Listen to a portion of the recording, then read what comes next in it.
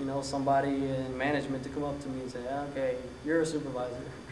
You know, sometimes miracles we do rely on that, and there are situations where we do, but there are a lot of goals that you set that you don't set them saying, okay, well, I need a miracle to set this goal. and here are the 8 steps that I found for myself that work for setting goals. This is obviously a very general template to use. You can modify it how you want. There's many other templates out there, but this is one that I just I've been using for about a year, maybe a year and a half or so. I kind of modified it from another template that somebody gave me. So step 1 is to determine the goal. Obviously, we need to figure out what the problem is or what it is that we want to accomplish. And it should be a brief and specific goal, you know. I want to graduate college, or just something that's really easy to focus on. Step 2, we want to set a time limit. We want to say, well, how long is this goal going to take? Is it a short-term goal? Is it a long-term goal? Is this an intermediate goal for our long-term goals? We want to decide, hey, how long do I think this is going to take, or how long do I want it to take? And number 3 is affirmation. This step involves writing a statement of how you look and feel as if the goal was already achieved. You know, you want to be able to write that down and say, hey, this is how I feel as if I had already achieved the goal. Just to keep that positive path like we talked about earlier, just to keep that flowing and saying, hey, this is what I'm working for. I'm working for this feeling. Number 4, benefits. This step is just listing the benefits of how you would, what comes along with reaching that goal. You know, what's in it for you? Why are you doing this? Are you doing it for personal growth? Are you doing this for somebody else? Or, you know, why are you doing this? What are you trying to achieve in doing so? Number 5 is obstacles. You want to list some obstacles that might stand in your way of reaching this goal. You know, kind of look down the road and see what are potential things that might hinder you from doing this. That way you can be prepared for when they do come. You can help guide your own decisions to stay on your path.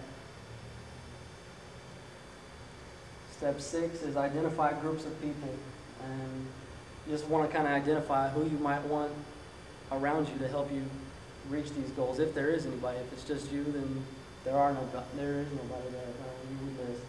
But there might be, you know, your wife or your brother or, you know, your teacher or somebody that you might think could help you reaching your goal that would make it easier for you.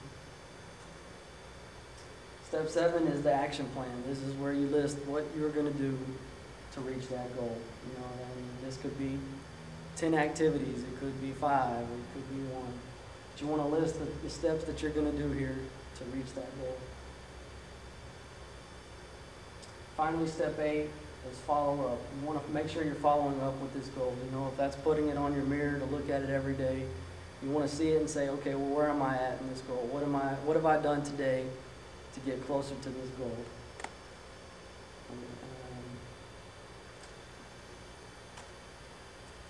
So now I'm going to pass out a worksheet.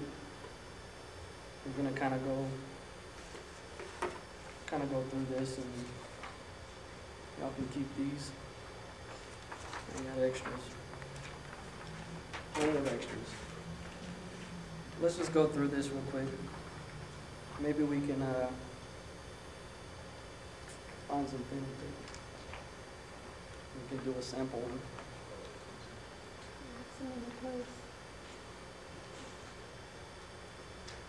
Alright, well. Alright, let's just go through this and identify a goal. Maybe we can think of some easy goal. Anybody have a? Alright, we're going to buy a new car.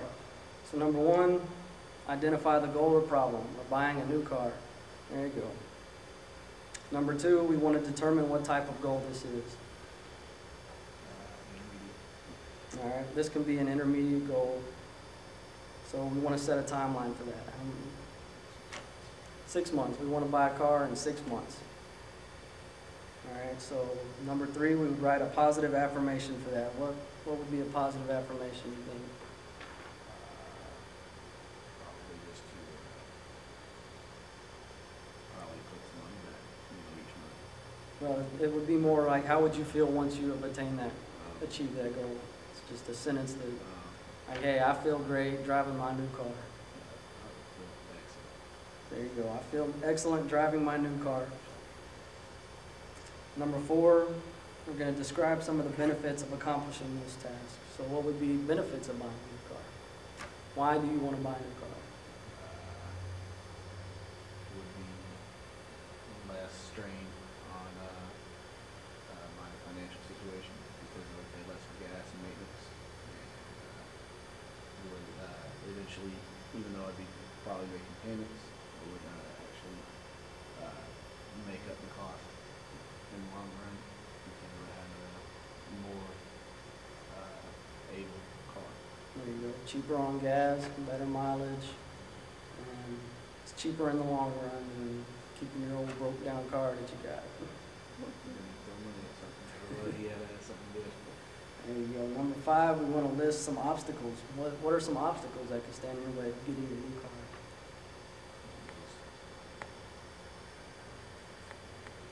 Things coming up that you don't expect. Your old car breaking down. Yeah, your old car breaking down, you need to pay for it.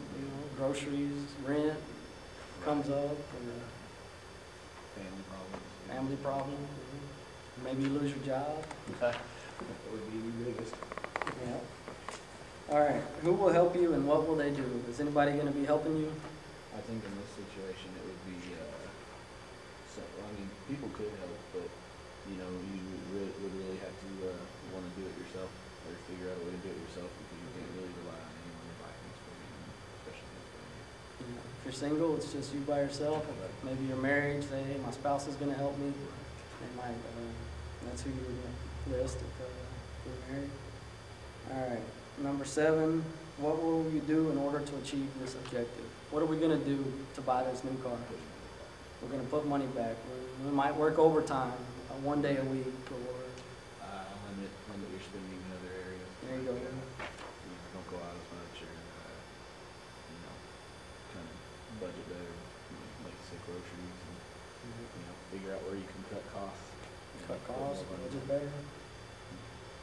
All right, and what will we do to follow up on these actions?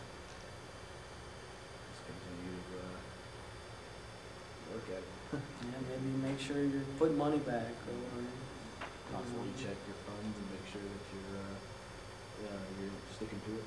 Make sure you're putting away what you say you're going to put away, and just constantly check over.